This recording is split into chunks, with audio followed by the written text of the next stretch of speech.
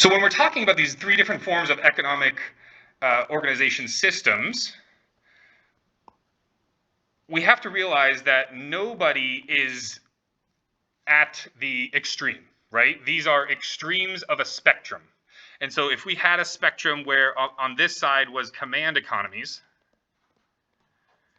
and on this side was market economies, well, we would find that, the United States falls somewhere over here, that Europe and Latin America fall somewhere like there, while someplace like Russia or China falls closer to the command economy. So again, just this notion that we are all on a spectrum. Most economies in the real world are mixed.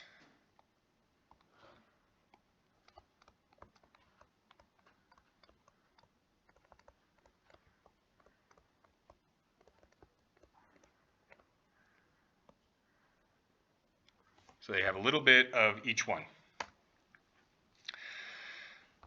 When we're talking about economic systems, one of the important bits to talk about is the notion of regulations or institutions.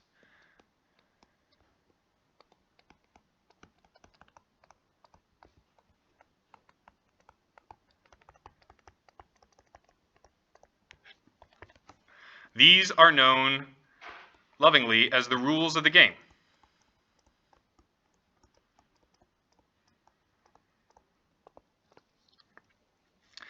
So we know that there is no such thing as a actually absolutely free market.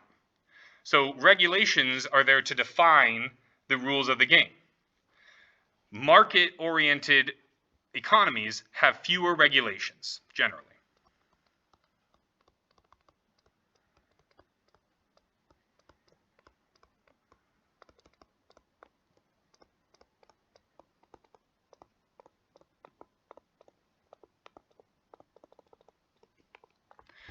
What they're trying for is they're trying to create just enough regulations to maintain an even playing field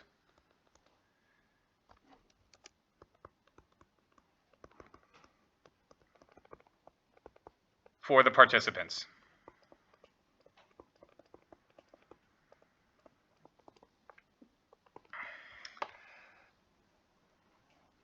What's the flip side of regulations?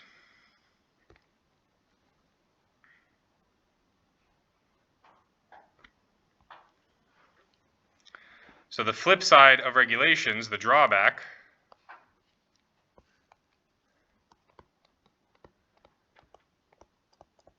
heavily regulated institutions often have underground markets, underground economies.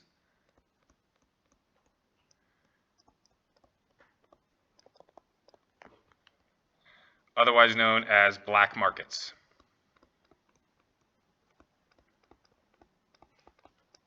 And these are markets where buyers and sellers make transactions without the government's approval, right?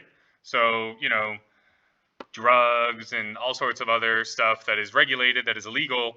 It's not as if the economic activity doesn't happen. It does happen. It's just not, the government doesn't know it, so the government doesn't get any taxes for it. And there's less protections for the consumers of those goods, so on and so forth. Questions on regulations, institutions. We're going to dive more into this later on in the class, but we're just kind of trying to get a common set of vocabulary so that we can all discuss things on the same level. All right, cool. So we talked a little bit about globalization and how the world has become more and more, all of our economies are becoming more and more interdependent on each other. So let's just go ahead and define that term, globalization. So this is a trend where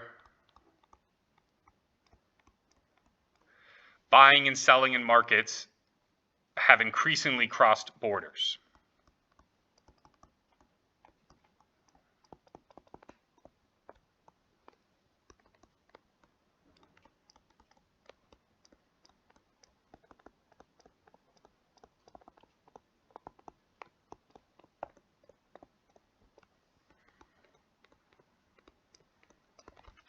When we talk about globalization, we often talk about exports and imports. What are those things? Well, an export is something, a good or service, that is produced domestically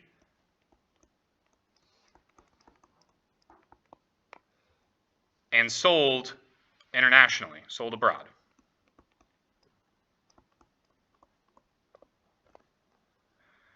Compare that to our imports, which are just the opposite. These are goods and services produced abroad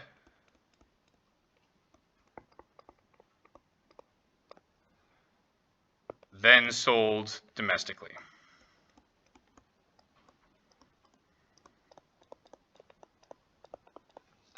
So I can guarantee you all of the clothing, all of the socks, and all of the shoes that you all are wearing are not produced in the United States. Those are all imported goods.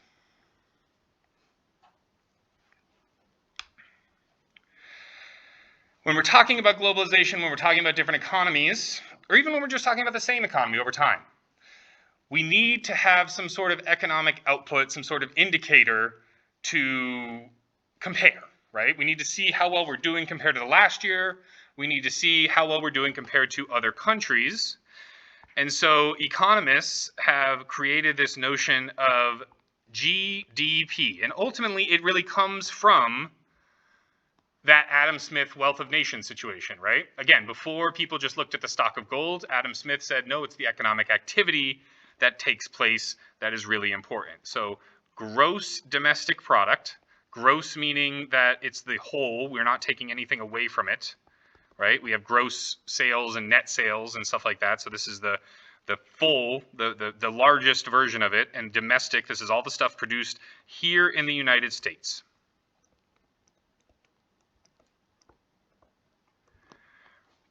We'll get into this in a bit more detail when we get to the chapter, but what you need to know right now, these are all the final goods and services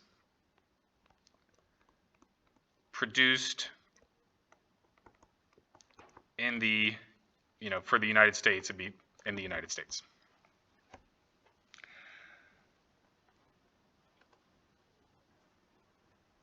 Questions on just some of these definitions? Most of them I feel like you've all seen before. You have some sort of understanding just from news and maybe some high school social studies classes, right? Questions? No questions. Excellent.